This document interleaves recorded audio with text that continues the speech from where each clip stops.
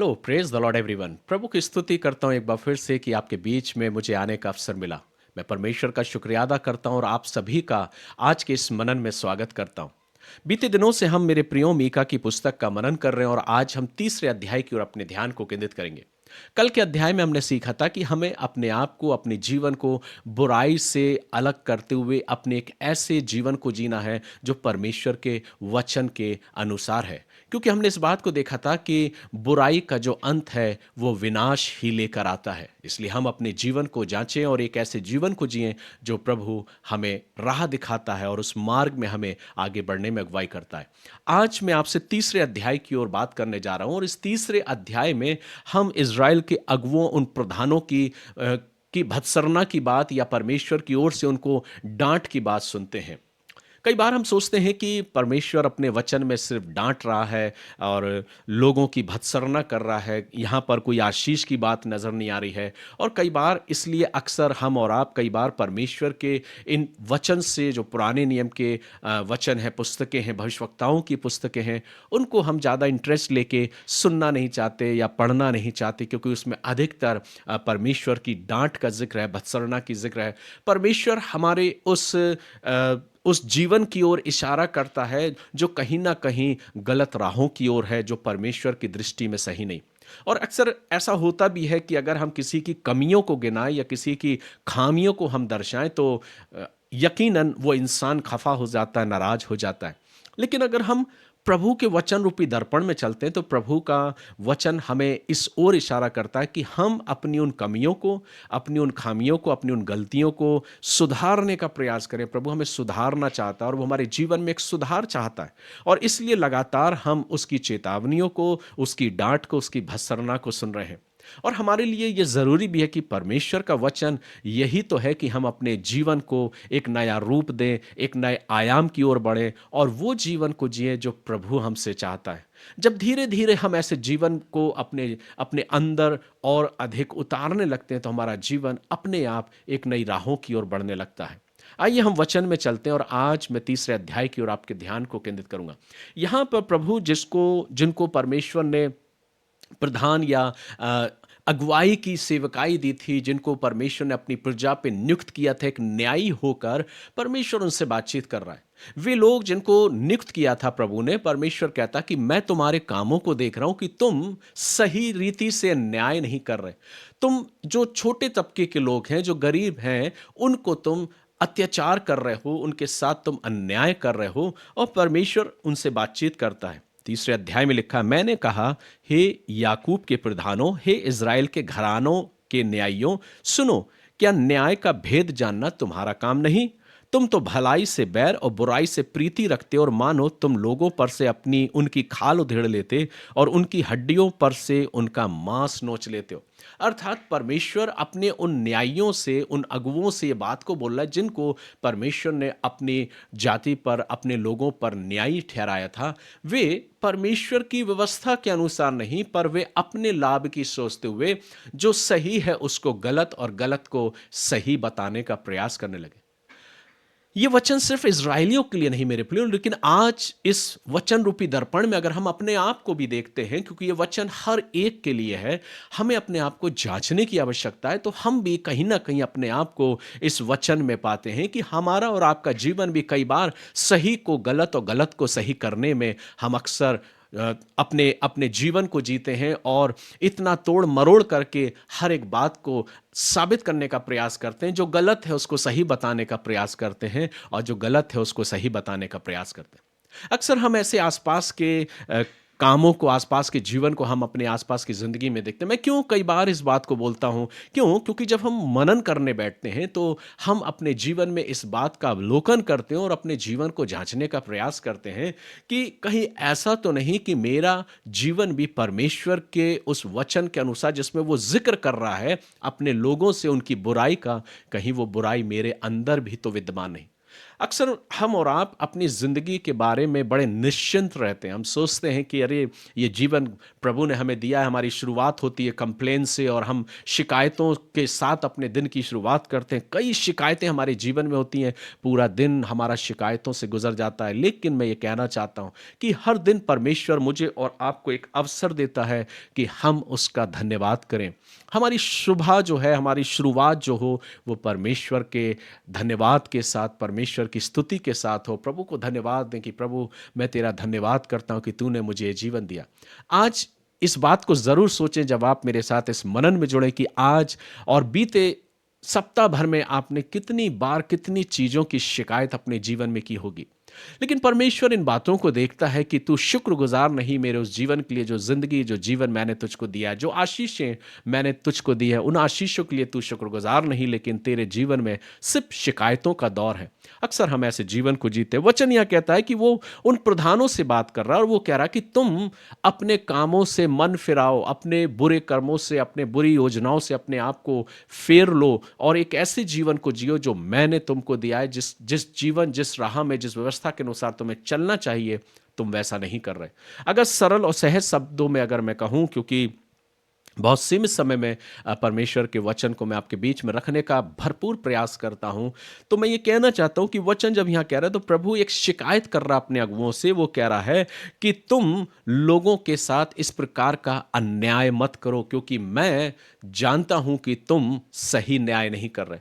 आज कितने ऐसे हैं जो अपने इस तरीके से अपने जीवन को जीते और वो सोचते हैं कि अगर उनको वो अधिकार मिल गया है तो वे सही को गलत और गलत को सही लगाने में जुड़े रहते हैं और वो पूरा जोर लगा देते इस प्रकार के जीवन को जीने में। क्या सोचते हैं हम कि क्या कोई नहीं देख रहा? एक है मेरे प्रियो जो हमारी ओर निरंतर अपनी टकटकी लगाए रहता, वो है परमेश्वर, जो मेरे और आपके जीवन को जानता है। हम बेशक इंसानों से नहीं डर सकते, डरें, लेकिन हमें परमेश्वर से खौफ खाने की और डरने की आवश्यकता है, क्योंकि वो परमेश्वर जो मेरा और आपका न्याय हर हाल में करेगा। इसलिए तो वचन कहता है कि सबसे पहले परमेश्वर मेरा और आपका जीवन का न्याय करेगा कि इस जमीन पर रहते हुए मैंने अपने जीवन को किस प्रकार से जिया है। इसलिए तो वो अवसर देता है कि मैं और आप अपने जीवन में पश्चाताप करते हुए, प्रायश्चित करते हुए प्रभु की क्षमा को अपने जीवन में पाएं और एक ऐसे जीवन की ओर अपनी जिंदगी को अग्रसर करें जिसमें सबके प्रति एक सही विचारधारा रखते हुए परमेश्वर के मार्गदर्शन में, उसके प्रेम में अपने जीवन को व्यतीत करें। और इसलिए प्रभु कहता कि तुमने अन्याय किया है, मैं तुम्हारे हर एक कामों का बदला तुमको दूंगा। और वचन कहता वरन उस समय वह उनके बुरे कामों के कारण उनसे मुंह मोड़ लेगा। किस समय? जब परमेश्वर न्याय की बात कर रहा है। आगे वचन को जब पढ़ते लिखा है, यहोवा का यह वचन है कि जो भविष्यवक्ता मेरी प्रजा को भटका देते हैं और जब उन्हें खाने को मिलता तब शांति शांति पुकारते। यहां वो भविष्यवक्ताओं के लिए, उन भविष्यवाणी करने वालों के लिए भी चेतावनी दे रहा है। वो कह रहा है कि तुम अपनी गलत भविष्यवाणियों के द्वारा लोगों को भ्रमित मत करो। अक्सर हम और आप अपने जीवन में, अपनी जिंदगी के बारे में बहुत कुछ जानने के इच्छुक होते हैं।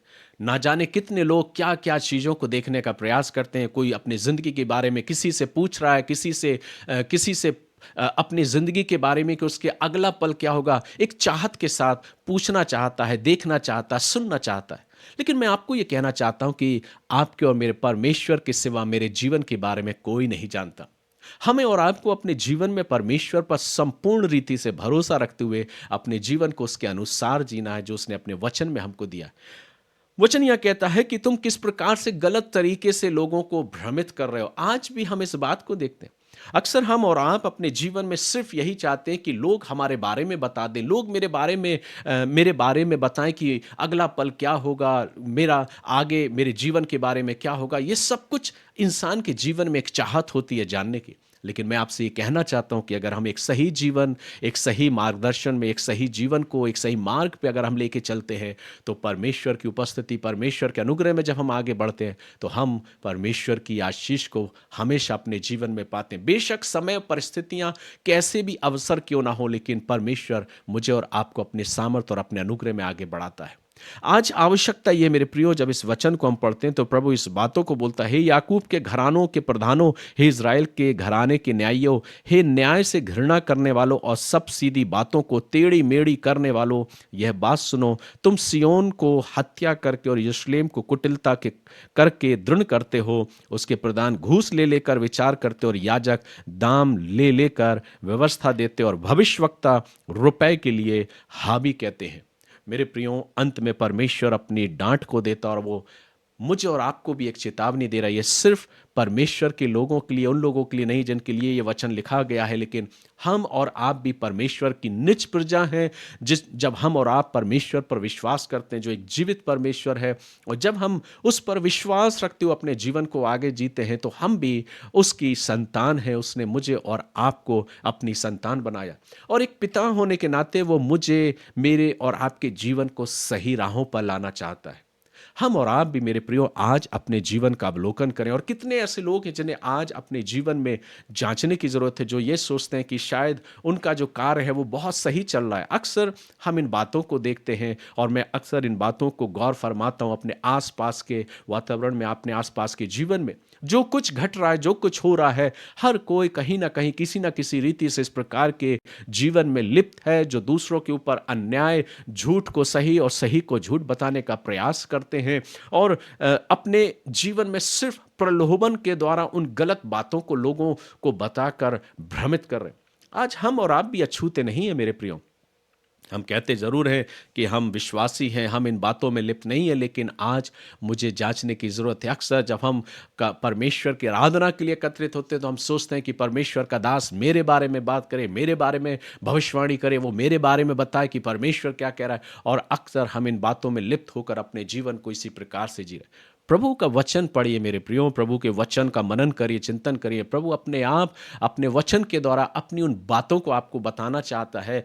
हमें और कहीं जाने की ज़रूरत नहीं, किसी और से पूछने की ज़रूरत नहीं कि मैं किसी के पास जाकर पूछूं कि मेरे बारे में प्रभु क्या कहता है। प्रभु का वचन उठाइए, उसे खोलिए, उसे पढ़िए। प्रभु आपसे बात करेगा और अपनी आशीषों को आपको बताएगा कि वो आपको किन बातों में आशीषित करना चाहता है, लेकिन वो आपके जीवन में एक परिवर्तन देखना चाहता है। क्या मेरे लिए ये ज़रूरी है कि मैं किसी के पास जाकर पूछूं कि परमेश्वर मेरे बारे में क्या कहता है या क्या सोचता है, या मैं स्वयं प्रभु के उस वचन को उठाऊं जो स्वयं मुझसे बात करता है, मेरे लिए क्या उत्तम है। इसलिए आइए, आज जब हम तीसरे अध्याय की ओर गए तो हमने इस बात को देखा कि प्रभु अपने प्रधानों, अपने न्यायियों की भत्सना कर रहा है, उनको डांट लगा रहा है। ये डांट आज मेरे और आपके लिए भी है। आज हम किन किन क्षेत्रों में अपने कामों को कर रहे हैं, हम अपने आप को जरा जांचें और अवलोकन करें, और देखें कि कहीं ऐसा तो नहीं कि मैं भी कुछ यूं ही ऐसे ही मार्गों में आगे बढ़ रहा हूं। मैं सोच तो रहा हूं कि ये सब कुछ बहुत सही है, मेरे मन के मुताबिक सब कुछ सही है, मैं कुछ गलत नहीं कर रहा, लेकिन खौफ खाइए, डरिए उस परमेश्वर से जिस दिन मुझे उसके सम्मुख खड़ा होना पड़ेगा, और वो मेरी ओर से अपने मुख को फेर लेगा कि मैंने तुझे हर बार अवसर दिया था, हर बार तुझे चेतावनी दी थी, हर बार तुझको एक मौका दिया था, लेकिन तूने उस मौके को, उस अवसर को तूने ठुकरा दिया। लोग कैसे जीते हैं, मुझे इससे कोई वास्ता नहीं। लोग अपने जीवन को किस प्रकार से व्यतीत कर रहे हैं, वे सही हैं या गलत, मुझे इससे कुछ लेना देना नहीं। लेकिन आज इस वचन के द्वारा मैं अपने आप को इस वचन रूपी दर्पण में देखना चाहता हूं, और मैं ये कहना चाहता हूं कि अगर मेरे अंदर कुछ गलतियां हैं, कुछ कमियां हैं, तो प्रभु मैं उससे सुधार लाना चाहता हूं, और उस सुधार को लाने के द्वारा अपने जीवन को एक ऐसे मार्ग में आगे बढ़ाना चाहता हूं जो तेरी आज्ञाओं के अनुसार है, तेरी मर्जी के मुताबिक है। आइए हम भी अपने मनों को तैयार करें, प्रभु से कहें, प्रभु अगर मेरे अंदर कुछ गलतियां हैं, प्रभु मैं उसे आपके करीब लाता हूं। उन गलतियों को दूर कर मुझे ऐसा बना कि मैं हर एक चीज को जो सही है उसको स्वीकार करने पाऊं, अपने जीवन को ऐसा जीऊं जो आपका वचन मुझे सिखाता है। आइए हम अपने आप का, अपने जीवन का निर्माण करें, प्रभु की आशीष को अपनी जिंदगी में पाते चलें, और प्रभु के अनुग्रह में दिन ब दिन आगे बढ़ते जाएं। अगर कुछ पूछना है तो प्रभु के वचन से हम पढ़ें, मनन करें। प्रभु अपने वचन के द्वारा आपसे जरूर बातचीत करेगा। आशा करता हूं कि आज का वचन आपको जरूर आशीष प्रदान किया होगा। प्रभु से प्रार्थना करें और दिन ब दिन अपने जीवन को प्रभु के वचन में उतारते जाएं। आप सभी को परमेश्वर पिता अपनी अपार आशीष और अपने अनुग्रह से परिपूर्ण करे। God bless you.